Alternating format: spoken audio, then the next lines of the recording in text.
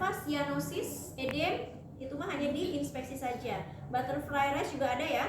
Santelasma ada, corneal arcus ada, exophthalmus ada, masih sama. Pupil juga ada, mukosa tadi sama. Nah, yang berbeda adalah di nomor 15 berarti. Atasnya berarti teman-teman wajib hafal tuh ya. Di endokrin itu berarti wajib hafal. Karena di setiap sistem endokrin mau kasus apapun itu pasti ada ya, dari poin 1 sampai 14 tadi. Ya. Sampai yang tadi pembesaran kelenjar KGB itu pasti ada. Ya. Yang membedakan untuk yang integumen ini adalah mengkaji luka. Kalau pasiennya luka dengan DM, nah teman-teman sebenarnya harusnya tadi menyelesaikan dulu kasusnya. Kalau DM nggak apa-apa, kita mengkajinya dengan yang namanya Wagner classification.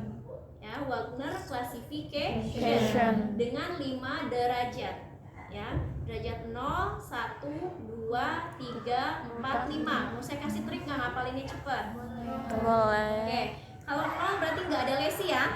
Kalau 1, lesinya superficial, jadi dia cuma merah tanpa ada kerusakan kulit.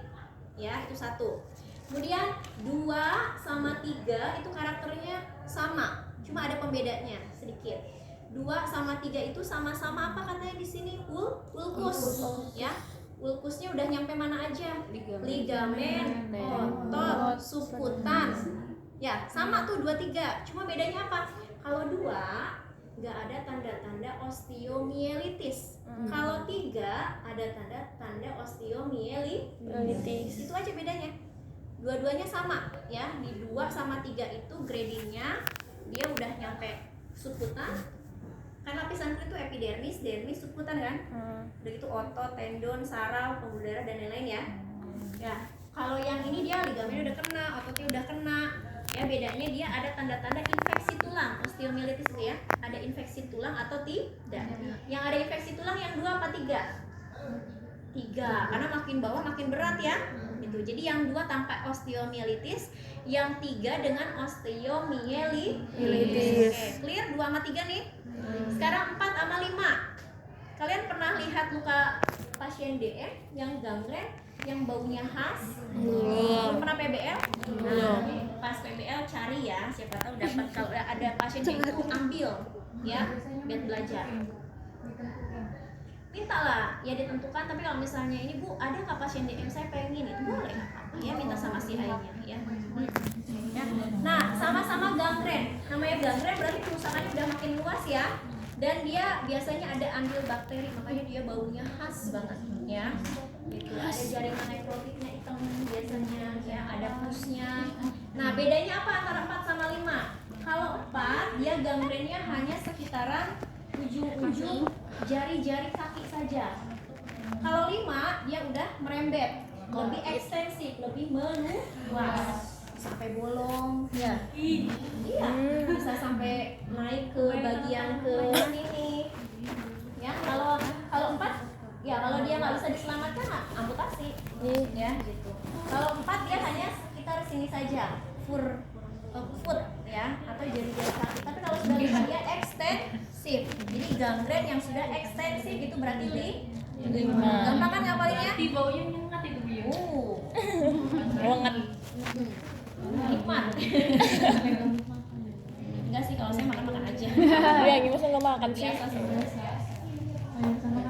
Wek ya. Jadi apa tadi 2 sama 3 sama-sama ulkus. Gradingnya dan sampai ligamen, otot, tendon, tapi bedanya apa? Kalau ada osteomielitis, yang 3 ada Kalau 4 sama 5 yang apa? 4 sama 5 itu apa? Gangren. Kalau 4 di jari kaki. Kalau 5 lebih menyeluruh, lebih meluas ya, atau namanya ekstensif. Oke, bisa ya? Itu kalau lukanya luka DM. Oke, kalau lukanya ini luka DM aja ya, karena endokrin ya. Apalagi yang harus dikaji kalau ada luka, berarti luas itu nggak pakai tinggi ya. Kalau nggak pakai lurus bangun ya, hanya panjang sama lebar aja. Luas itu berarti panjang dengan lebarnya. Ini dari dikasih gambar nih ya. Bagaimana menentukan luas dan bagaimana menentukan panjang. Berarti panjang kali lebarnya sama. enak saja bisa. berapa senti. Kemudian Minta. nomor 32, tipe eksudat. Eksudat itu apa? Cairan yang keluar melalui lukanya. Ada macam-macam. Ya. Apa aja? Ada serosa. Serosa tuh kayak gimana? Serosa tuh warnanya biasanya dia warnanya kuning. Sorry. Enggak. Nah, ini beda lagi nanti. Dia merah, ya. Merah dia agak kekuningan, tapi kuningnya jernih gitu tuh. Ya. Kuningnya kuning hanya bayangan aja, cuma sedikit lah ya gitu. Jadi kuning jernih, ya. Itu namanya serosa, ya. Kalau hemoseros, hemo itu darah. Seros berarti kuning campur warna merah. Merahnya merah terang, ya gitu. Kemudian kalau apalagi tuh sanguinus, warnanya biasanya lebih pekat merahnya, ya warnanya lebih pekat merahnya. Kalau purulen, nah kalau purulen tadi yang kayak susu atau kuningnya pekat atau mungkin warnanya agak hijau, nah itu berarti campur bakteri. Ya itu namanya purulen. Ya itu hafalin, wajib hafal. Terus masih eksudat. Eksudat itu dilihat dari tipenya, jenis jumlahnya, ya. Kalau jumlahnya berarti apakah sedikit, apakah sedang, ataukah banyak. Gimana caranya? Kita bisa ambil pakai squid, ya. Sedot. Kadang-kadang si pus itu, si eksudat itu nanti kita cek di laboratorium sama orang analis untuk mengidentifikasi ini menggunakan antibiotik apa, gitu ya. Jadi cek kultur pus namanya ya. Gitu. Oke, kemudian kaji ada dasar luka. Jadi kalau luka itu ada dasar luka, ada daerah sekitar luka. Kalau dasar luka itu yang tengah-tengahnya ya. Dasar lukanya warnanya apa? Gitu. Pinka, apa lagi? Merah, kuning, coba. Unstageable itu kayak gimana? Berwarna-warni. Berwarna-warni jelas. Ya nggak jelas.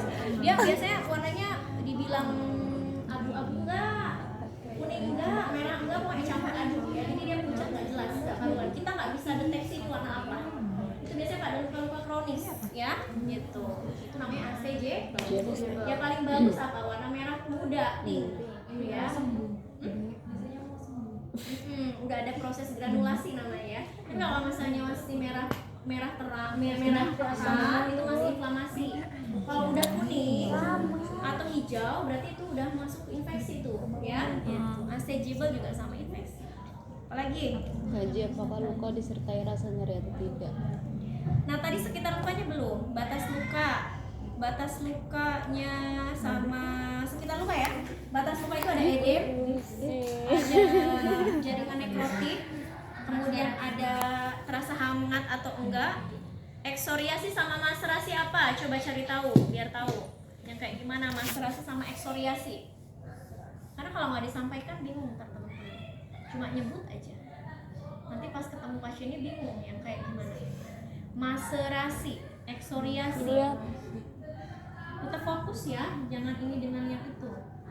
Eksoriasi itu masih kulit yang disebabkan oleh diri sendiri. Gatel. Eksoriasi apa eksoriasi? Yang disebabkan oleh diri sendiri, yang disebabkan oleh rasa gatal seperti dicubit, digosok, digaruk atau berulang-ulang. Nanti ada gatal. Ya. Coba Kalau dicubit. maserasi perubahan kulit ya yang menyebabkan rasa ada efek tertentu seperti gatal tadi ya. Kalau maserasi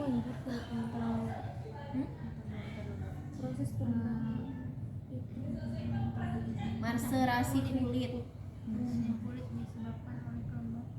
apa?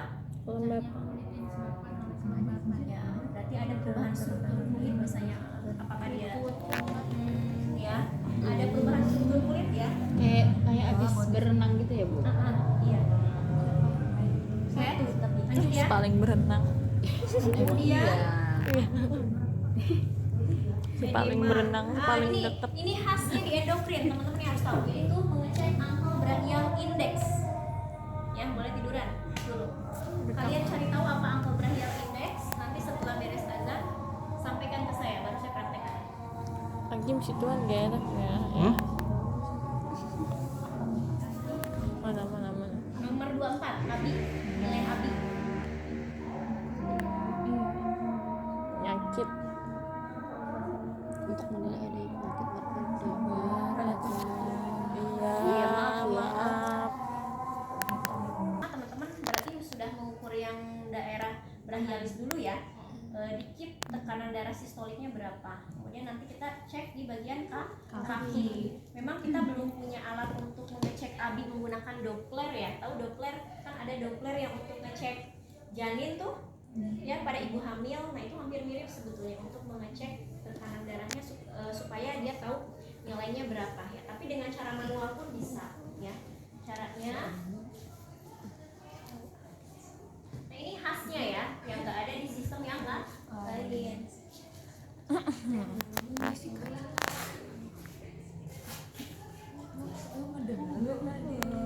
Oke, coba diperlihatkan, dilihat. Tiara nggak boleh ketawa. Apa? Ish. Bukber ya bukber. Oke, yuk kita bisa ngeceknya di mana? Daerahnya kan bisa Di Cilegon aja, daerah Kim. sini nih ya, atau daerah sini. Nah ini nadinya berapa nih? Harus agak kencang Mbak. Ya kalau saya tekan dikit maaf ya. Karena memang nggak akan teraba teman-teman kalau cuma begini doang ya. Oke. Kemudian bisa Pak. Udah nggak kedengar desakannya. Pastinya teman-teman harus berulang-ulang ya nanti latihan ya.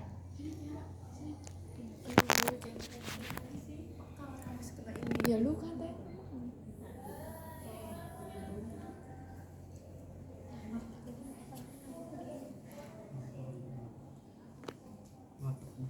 Kita cukup sistolnya aja karena diastol itu nggak akan kedengeran juga ya.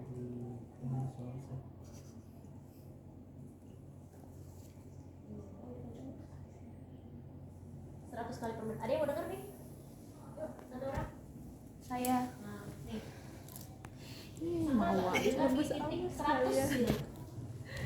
Berarti intinya 100 ya. Gak apa-apa, karena apa kalau memang ada beda ya. Kalau misalnya tadi 100 ya.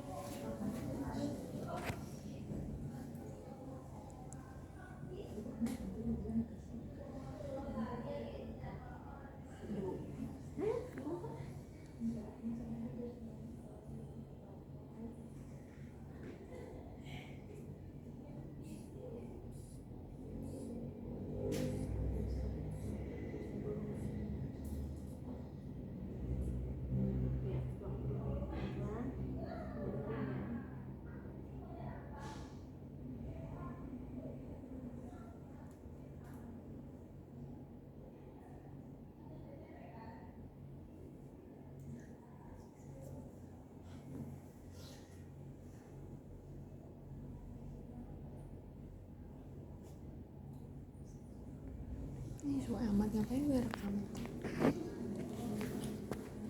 Jadi ini 100, misalnya yang atasnya brachialisnya adalah 120 misalnya.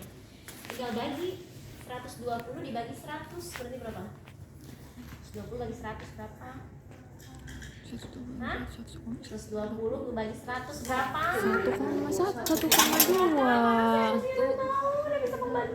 1,2. Iya bu, aduh. 1,2 berarti normal enggak? Nggak tahu. Normalnya 0,9 sampai 1,3. Normal. Ingetin ya, Ya. normalnya 0,9 sampai 1,3. Awas kalau nggak bisa nih ya.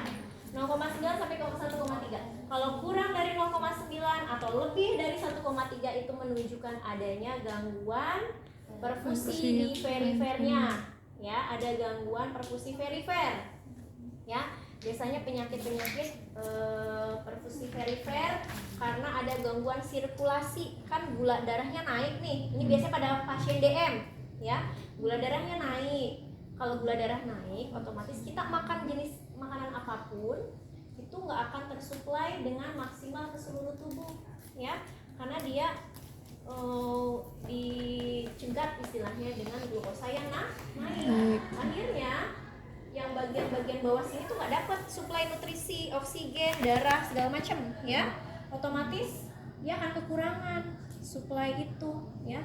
Makanya pasiennya biasanya pertama-tama akan mengalami yang namanya kesemutan ya, kemudian sampai mati rasa, tiba-tiba ada luka aja ya nggak. Nah itu ya asal muasalnya karena ada gangguan sirkulasi di perifer tadi, salah satunya di kaki. Itu yang umum terjadi pada kasus DM ya.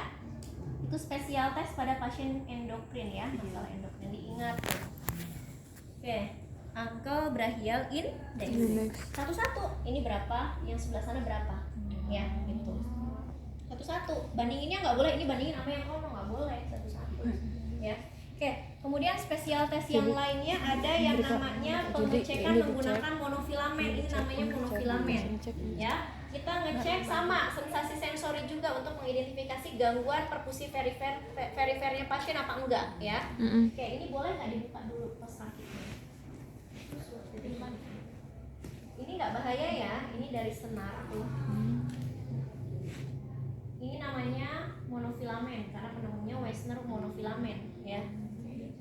Oke, boleh kakinya ini nggak kelihatan nih. Nah ini ya. Oke, ada beberapa titik ya. Terasa nggak gitu ya? Terasa tidak? Terasa tidak? Terasa tidak? Terasa tidak? Kemudian turun lagi. Terasa nggak? Nggak. Terasa tidak? Turun lagi. Terasa tidak? Terasa tidak? Terasa enggak? Ya, itu. Kemudian yang ininya sama. Ya. Jadi dia 3 titik, 2 titik, 1 titik. Nah, kalau yang ini kalau totalnya semua ada berapa? Ada 13 titik kalau nggak salah. Yang ini ada 10, yang ini kalau nggak salah 1, 2, 3. Saya takutnya lupa ya. Nanti cek kembali ya. Kalau nggak salah yang di belakang yang ada beberapa titik ya. Ini 1, 2,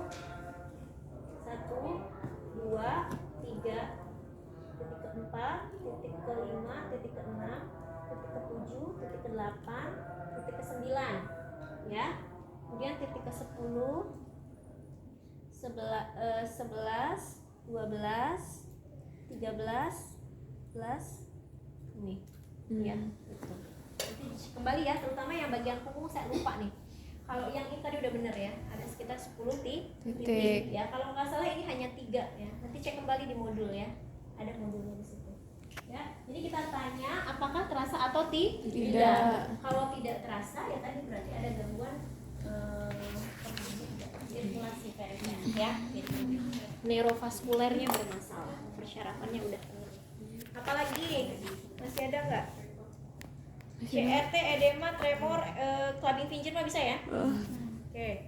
Kemudian, nah ini mengecek tadi neuropati perifer namanya ya. Komplikasi yang namanya neuropati perifer dengan cara di monofilamen. Kita cek sensasi sensorinya dengan menggunakan monofilamen dan juga mengecek ankle brachial index untuk mengidentifikasi adanya neuropati perifer atau tidak. Kemampuan menggerakkan tangan kaki udah tinggal gerakin ya. Coba ditekuk, luruskan, kemudian suruh jabat tangan, bapaknya bisa apa enggak ya gitu, kuat apa enggak ya. Kemudian kekuatan otot bisa, masih ingat kekuatan otot ngeceknya gimana?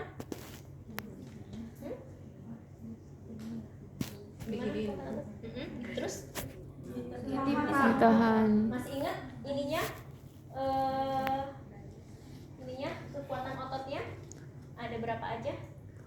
Lupa nih untuk hal sepele yang ingat ya. Coba yang masih ingat 5, 4, 3, 2, 1. Yang 5 kayak gimana? Yang 4 gimana? Nih, saya kasih ini kalian tebak ya. Oke Pak, angkat ya. Tahan ya. Ini berapa? 5. Pas ini angkat, langsung ya. Nah, itu berarti berapa? 1 aja.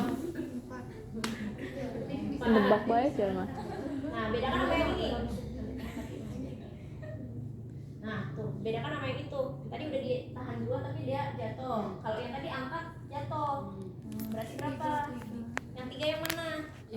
Yang pertama apa kedua? Kedua. Bener enggak?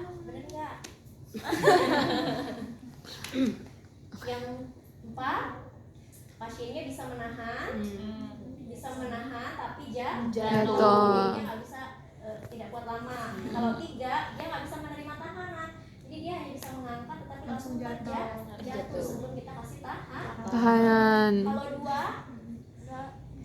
nggak bisa ngangkat, nggak bisa ngangkat. berarti bisanya apa? Apa bedanya sama 1 kalau gitu? Sama 0? Iya, apa yang gerak? Kalian apa bedanya? Udah. Ini kekuatan otot ada loh di semua sistem. Jadi teman-teman tuh udah harus hafal mutlak loh. Wajib ya. Jadi soal-soal hukum tuh selalu ada kekuatan otot. Jadi dia harus hafal ya sekarang. Nyerah? Ih, masa nyerah. Ini kan 5, bisa mengangkat, bisa nahan tanpa jatuh.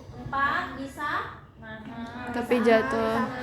bisa nahan gravitasi kemudian Jatuh. Kalau 3, bisa mengangkat tapi tidak bisa menahan gravitasi, langsung Jatuh. menahan gravitasi itu berarti nggak bisa kita kasih tahanan ya. Oke, kalau 2, dia antara nggak bisa begini dan begini kan, berarti bisanya apa ini? Iya, apa ini? Geser. Nah, geser, hanya bisa bergeser. Biasanya hanya bisa gini aja nih, ya gitu. Kalau 1, Diam. apa bedanya sama 0? Itu bisanya cuma jari doang. Nah, kalau 1 hanya Jari gerakan doang. jari atau kontraktilitas ototnya aja, jadi ototnya tuh masih ngeregang ya, itu 1. Kalau 0 sama sekali nggak ada, ya. Mati nggak? Gitu. Yang nggak ada gerakan sama sekali berarti 0. Oke, bisa ya. Ya, udah deh. Satu lagi ya, apa tuh bedanya? Kita cari perbedaannya aja ya. Udah tak habis ini. Coba kita lihat, coba cari yang berbeda. Habis ini. Udah Habis sih, ini. kalau yang ini. Habis ini. Udah tanya. Kalau yang kalau di sebelumnya berarti ada tambahan Wagner classification yang 0 sampai 5. Kemudian ada special testnya ada 2 ya, pemeriksaan ABI dengan pemeriksaan menggunakan monofilament ya. Kemudian kalau yang perkemihan seperti yang kemarin ya. Oke, jadi nggak usah saya ulang ya. Beres. Ada yang mau ditanyakan atau ada yang masih belum clear? Kalau nggak ada, kita tutup ya. Mau lanjut latihan.